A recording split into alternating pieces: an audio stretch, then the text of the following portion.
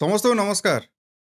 आउ किछि दिन गले प्रवासी भारतीय दिवस जहाँकि राजधानी भुवनेश्वर टी अनुष्ठित होबाकू जाउछि।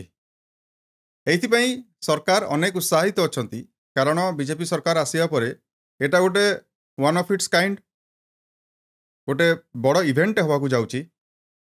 सेथिपई बहुत आकार रे प्रिपरेशन चलीछि। आपण जोठी देखुथिबे रंगमरा मिस्त्री सब बसी रास्ता घाट कांथ बाड़ सबु किछि कलर करी पकाउछंती।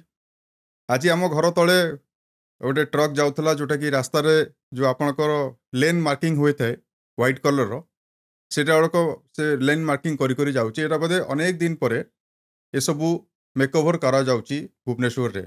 एटा बहुत भलो कथा कारण राजधानी भुवनेश्वर को मेकओवर दरकार बेले बेले जंती आमर घर पुराना हो गले आम ताको पुणी थे रंग मारिकी ताको नुआ करू से भाया किछि एबे सिचुएशन चली।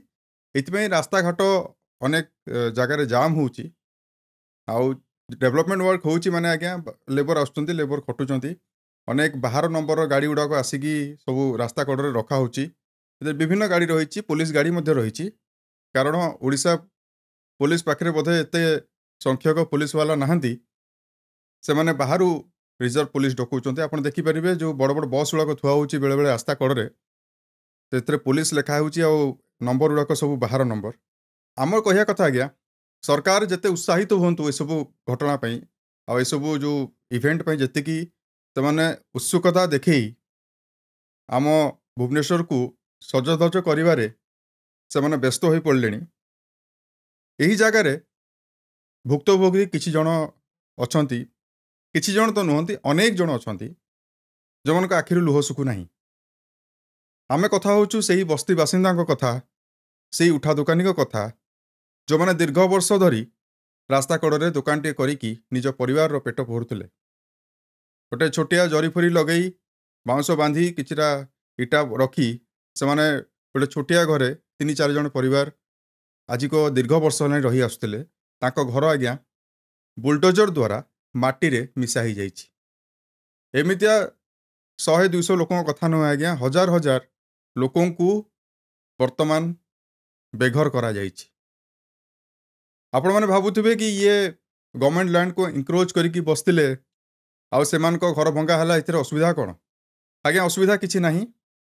गोटे जिनस न्यूटन कहते कि जदि आमको आगू को बढ़ियार अच्छी ताहले पछरे किसी जिनस आमको छाड़ी आगू को बढ़िया पड़ो सब ठीक अच्छे। किंतु न्यूटन यह कहीना कि कहा छाती उपरे गोड़ थोईकी ही आगू को जीवा पड़ो कहार पेट को गोईठा मारिकी ही आगू को जीवा पड़ो। ये सबूर थैथान करने जो व्यवस्था आरंभ भारत वर्ष रे बोध हुए नहीं।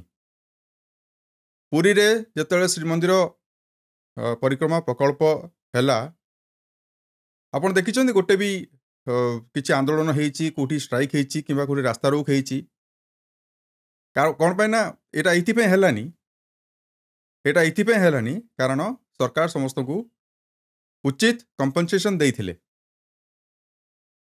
सेइथिपई एडे बड़ प्रोजेक्ट जो सक्सेसफुल हैला तार गोटे ही मात्र कारण होउची जे जदि आपण कहार घर छोड़ौचंती जो माने 15 वर्ष 20 वर्ष 25 वर्ष हलानी घर करिकी रास्ता कड़े रही थैथान करिवार सठिक व्यवस्था सरकार करवा कथा।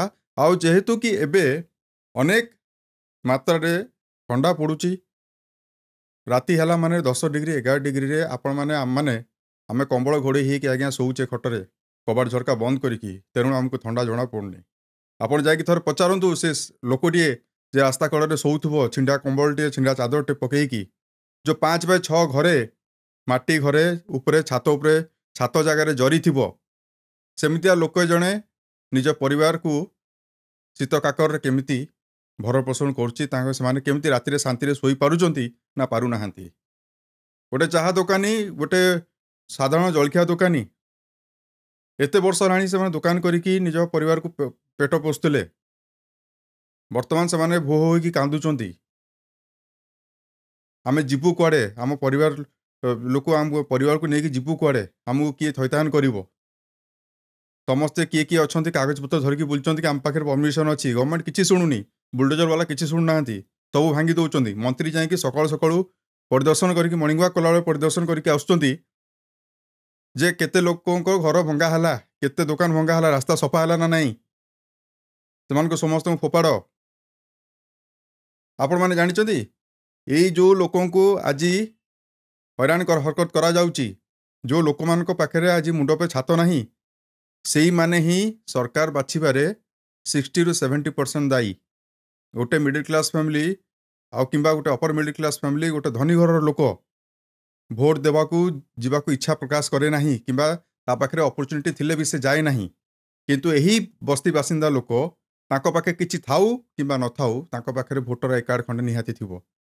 ସେଇ ଭୋଟର ଆଇ କାର୍ଡ଼ ଯୋଗେ ସେମାନେ ଦୀର୍ଘ ବର୍ଷ ହେଲାଣି ନିଜର ନେତା, ନିଜ ରାଜନେତା, ନିଜ ସରକାରକୁ ବାଛି ଆସିଛନ୍ତି। କିନ୍ତୁ ଆଜି ତାଙ୍କରି ମୁଣ୍ଡ ଉପରେ ଛାତ ନାହିଁ, ତାଙ୍କରି ଘରକୁ ମାଟିରେ ମିଶା ହେଇଯାଇଛି।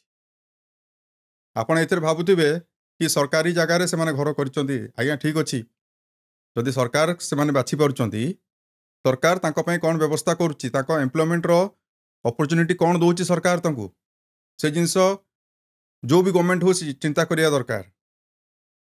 ଏହି ଯେଉଁ ଇନଭେଷ୍ଟମେଣ୍ଟ କଥା କୁହାଯାଉଛି କି ଏତେ ଆକାରରେ ଆସିବେ, ଏତେ ସଂଖ୍ୟାରେ ପ୍ରବାସୀ ଭାରତୀୟ ଆସିବେ, ସେମାନେ ଆସିକି ଓଡ଼ିଶାରେ ଇନଭେଷ୍ଟମେଣ୍ଟ କରିବେ, ନୂଆ ନୂଆ ଏମ୍ପ୍ଲୟମେଣ୍ଟ ଅପରଚ୍ୟୁନିଟି ସେମାନେ ତିଆରି କରିବେ।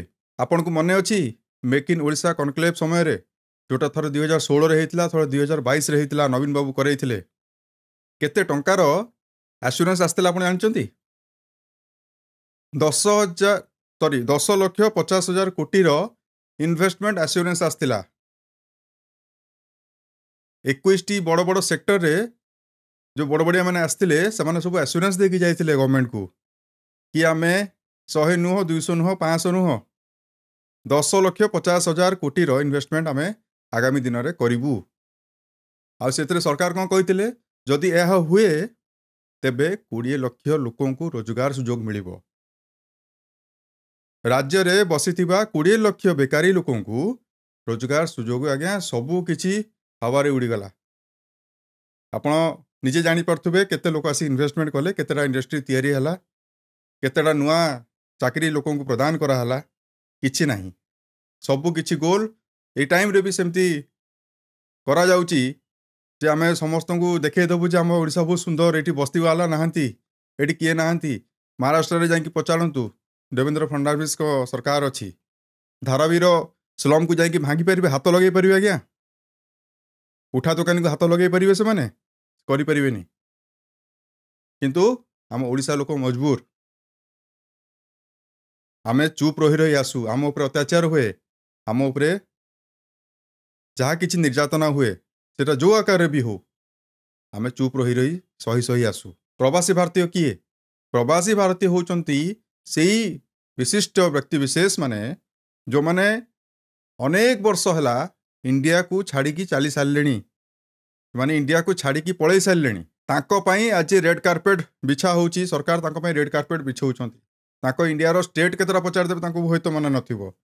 ଅନେକ ଲୋକ ଏମିତି ବି ଅଛନ୍ତି ନାଇରାଇଜ୍ ମାନେ, ଯେଉଁମାନେ ତାଙ୍କ ଜେଜେବାପା ଅମଳରୁ ସେମାନେ ଇଣ୍ଡିଆ ଛାଡ଼ି ସାରିଲେଣି। ଆଜି ସେମାନଙ୍କୁ ଇଣ୍ଡିଆକୁ ଦେଖିକି କିଛି ଲାଗିବନି, କ'ଣ ପାଇଁ?